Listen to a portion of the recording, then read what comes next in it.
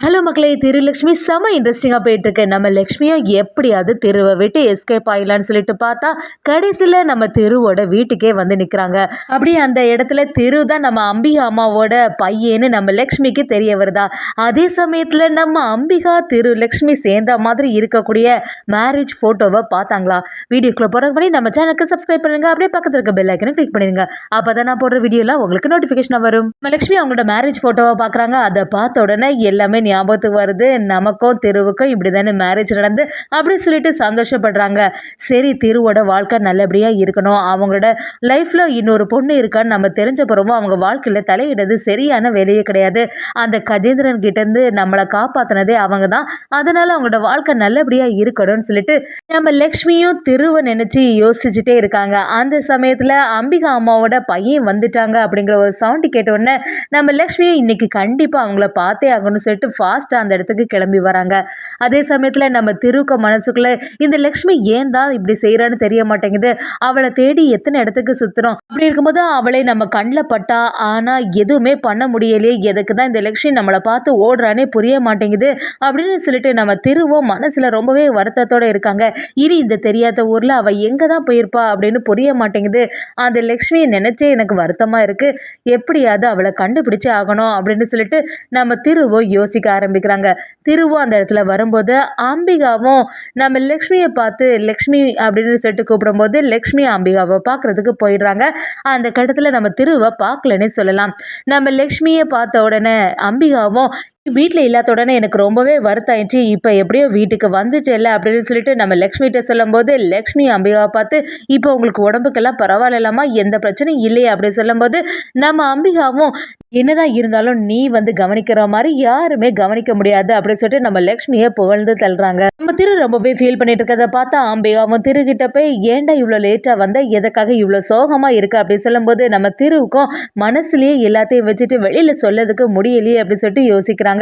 திருவும் இதை எப்படி அம்மா கிட்ட சொல்ல முடியும், இப்போ மட்டும் வீட்டுக்கு எல்லாம் தெரிஞ்சுனா பெரிய பிரச்சனை ஆயிடும். ஏற்கனவே நம்ம திவ்யா கூட இப்படி ஒரு ஃபங்க்ஷன் எல்லாம் நடந்துட்டு இப்போ லக்ஷ்மியை பத்தி எதுவுமே சொல்ல முடியாதுன்னு சொல்லிட்டு நம்ம திருவும் அப்படியே ரொம்பவே வருத்தத்துல இருக்காங்க. அம்பிகா என்னதான் கேட்டாலும் திரு சொன்ன மாதிரி இல்லை. அம்பிகாவும் திரு கிட்ட நீ எதுக்குமே கவலைப்படாத, குடும்பத்துல நடக்கக்கூடிய பிரச்சனையை நினைச்சு ஏதாவது யோசிச்சுட்டு இருக்கியா அப்படின்னு கேட்கும்போது நம்ம திருவும் அதெல்லாம் இல்லம்மா அப்படின்னு சொல்லிட்டு சமாளிக்கிறாங்க. அந்த இடத்துல நம்ம மயில் வரும்போது நம்ம திருவுக்கு என்ன செய்யறதுன்னு புரிய மாட்டேங்குது. எப்படியாவது வீட்டில் யார்கிட்டயாவது சொன்னா நமக்கு மனசுக்கு கொஞ்சம் ஆறுதலா இருக்குமே அப்படின்னு சொல்லிட்டு நம்ம திரு யோசிக்கிறாங்க.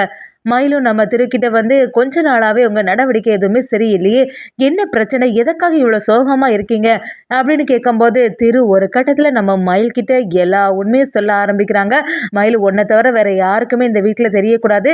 எத்தனை நாள் தாண்டா நான் இந்த உண்மை எனக்குள்ளேயே மறைச்சு வச்சிட்டு இருக்க முடியும், இனிமே என்னால் மறைக்கவே முடியாது.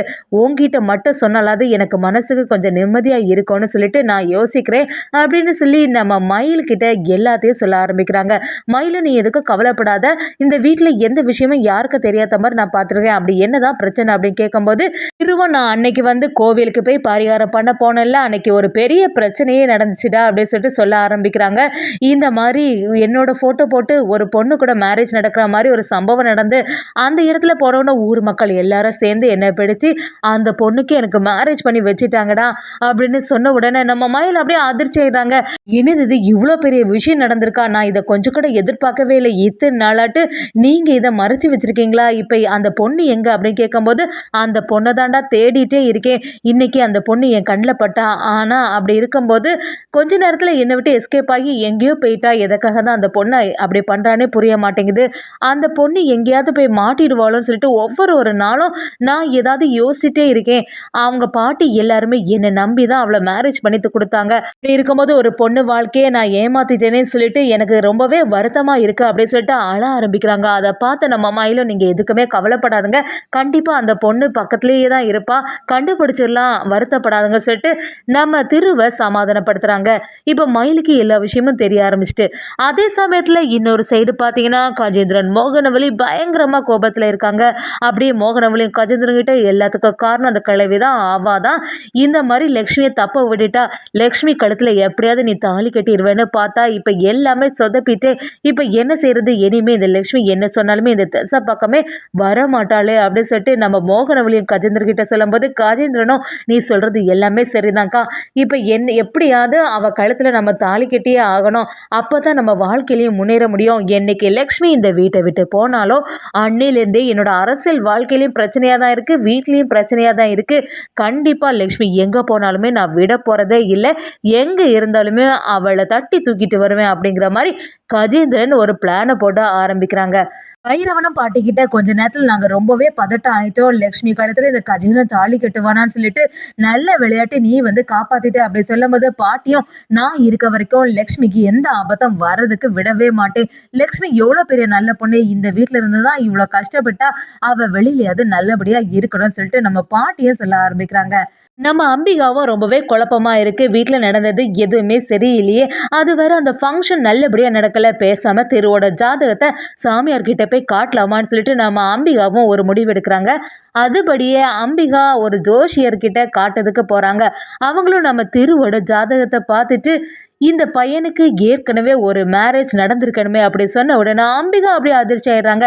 என்ன சொல்றீங்க சாமி, இல்லை இனிதான் என்னோட பையனுக்கு மேரேஜ் ஆக போகுது அப்படின்னு சொன்ன உடனே நம்ம சாமியாரும் அதை நம்புற மாதிரி இல்லை, கண்டிப்பா இந்த ஜாதகக்காரருக்கு ஏற்கனவே மேரேஜ் நடந்திருக்கணும், அது மட்டும் இல்லாம இவனுக்கு இன்னொரு மேரேஜ் நடக்கிறதுக்கும் வாய்ப்பு இருக்கு, செகண்ட் மேரேஜ் நடக்கிறதுக்கு எல்லா வேலைகளும் நடந்துட்டு இருக்கோம் அப்படின்னு கேட்கும்போது நம்ம அம்பிகாவும் இல்லை சாமி இதுதான் என்னோட பையனோட முதல் திருமணம் அப்படி சொன்னாலுமே நம்ம சாமியார் கேட்காம இப்ப இந்த சமயத்துல திரு வந்து மேரேஜ் பண்ண அந்த பொண்ணு உங்க பக்கத்திலேயே தான் இருப்பா, ஒரு தேவம் மாதிரி வந்து காட்சி அடிப்பா, உங்களை உயிரை காப்பாத்தினதே அவளைதான் இருக்கும் அப்படிங்கிற மாதிரி சாமியார் எல்லா சம்பவத்தையும் சொல்ல ஆரம்பிக்கிறாங்க. இதெல்லாம் கேட்ட லக்ஷ்மி அப்படியே அதிர்ச்சி ஆயிடுறாங்க.